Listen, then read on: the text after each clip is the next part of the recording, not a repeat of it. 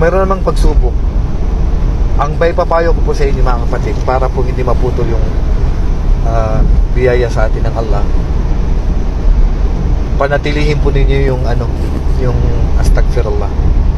Kahit ito lang po may payo ko sa inyo sa araw na to, yung pagsabi ninyo ng astaghfirullah, astaghfirullah, astaghfirullah. Yan, baunin po natin yan.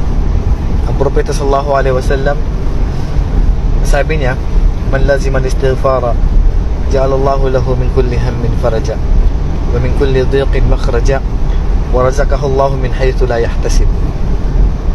Ang sabi ng propeta sallallahu alaihi wasallam, ang sino bang panatiliin niya ang paghingi ng kapatawaran sa Allah, kasi ang ibig sabihin ng astaghfirullah ay paghiling ng kapatawaran sa Allah. Kaya sino man, sabi ng propeta sallallahu alaihi wasallam, na panatilihin niya ito, ay kahit siya ay nadidepress o nai-stress, so ito ay mawawala. Bibigyan ng Allah ng solusyon ng mga bagay na ito. Wa min kulli dhiqin makhraja, kahit na ikaw ay nahihirapan sa pamumuhay, paluluwagin sa iyo ito ng Allah. Wa razaqahu Allah min haythu la yahtasib, at bibiyayaan ka ng Allah nang hindi mo alam saan nanggagaling. Hindi ka nagkakaroon ng anak, hindi ka nabibiyayaan ng anak, hindi ka nabibiyayaan ng magandang trabaho, panatilihin mo ang istighfar. Fastaghfiru li rabbakum innahu kana ghaffara yursilis samaa alaykum midrara wa yumdidukum bi amwali wa banin. Yan ang sabi ng Allah.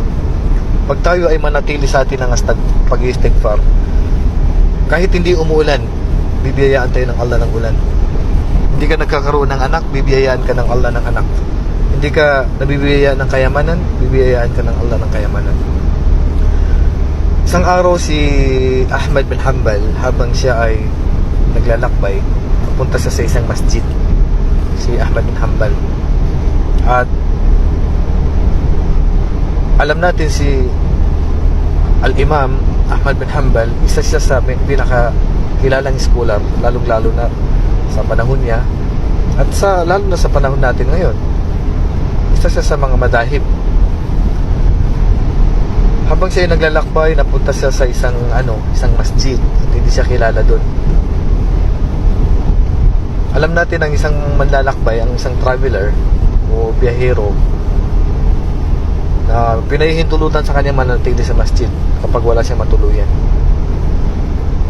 At nung siya ay pumunta sa isang masjid at natapos na yung sala, gusto niyang magpahinga doon, pero yung nagbabantay sa masjid pinalabas siya dahil akala niya taga doon lang siya na titira. Si Al-Imam Ahmad bin Hanbal, isang kilalang scholar. Kung magpapakilala doon sa masjid, lahat ng tao doon sasabihin nilang dito ka sa amin matulog o tumira o tumuloy, pero hindi siya nagpakilala. At dahil doon, pinalabas siya nung sikyo, nung nagbabantay ng masjid. Doon siya nanatili doon sa may pintuan sa labas. Pagkatapos, nakita siya nung nagbabantay, pinaalis pa rin siya kahit na doon na mismo sa may pintuan sa labas. Ganun yung nagbabantay kadamot. So hinila siya nung sikyo o nung nagbabantay patungo sa may gitna ng kalsada.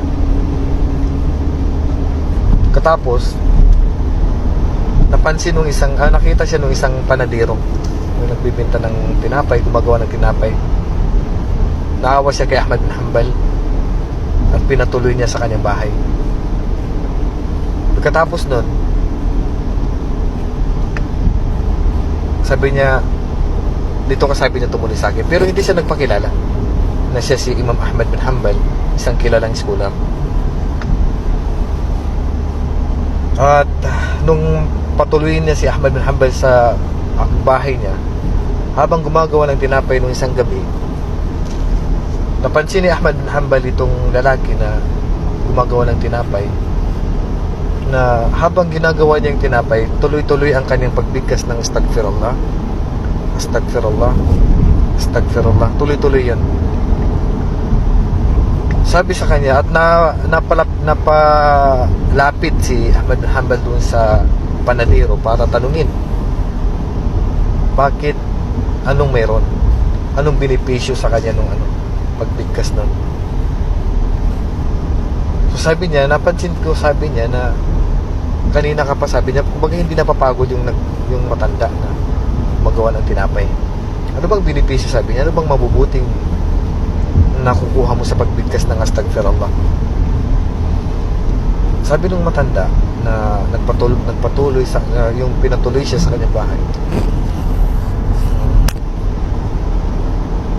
Sabi niya, alam mo, sabi niya, mula nung binibigkas ko to, halos binigay na sa akin ng Allah ang lahat ng nais ko.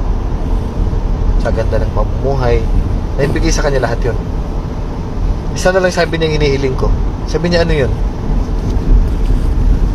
Ang makasalamuha ko, ang makita ko. Ibig sabihin, pinakapaborito niyang scholar si Ahmad bin Hanbal. Hindi niya alam na yung pinakapaborito niyang scholar ay nandun pala, nandun na sa loob ng kanyang bahay. Subhanallah, pinadali sa kanya ng Allah dahil doon sa kanyang pag-istighfar. Kaya sabi ni Ahmad bin Hanbal, alam mo ba na dahil sa pananatili mo sa pagbigkas ng astagfirullah, hinila pa ako papunta sa bahay mo. So yan lang po ang may papayo ko sa inyo sa araw na ito, mga kapatid. Ang panatilihin natin palagi ang astagfirullah. Ang propeta sallallahu alaihi wasallam, ayon sa ibang hadith, sa ibang salaysay, 70 hanggang 100 na bisis niyang binibigkas ang astagfirullah.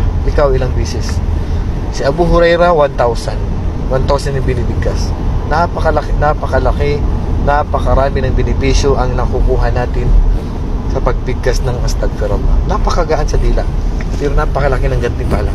Hindi natin alam ang laki ng gantimpala nito. Nagpapahinga ka bago ka matulog, nasa sasakyan ka, nasa bahay ka, nasa daan ka papuntang market, habang nakaupo, napakadali. Astagfirullah, astagfirullah, astagfirullah. Hindi mo kaya bigkasin yun. May problema ka, bibigyan ng Allah ng lunas. Wala kang pera, sa kapahintulutan ng Allah, magkakaroon ka dito. Wala kang trabaho, wala kang anak, bibigay sa'yo ng Allah. Basta magtiwala lang sa Allah. Pagkatapos ay gawin mo ang mga dahilan na magiging daan para ibigay sa'yo ng Allah ano mang nais mo. So inshallah mga kapatid, hanggang dito na lang po muna. So sallallahu ala nabiyina Muhammad wa ala alihi wa sahbihi ajma'in. Assalamualaikum warahmatullahi wabarakatuh.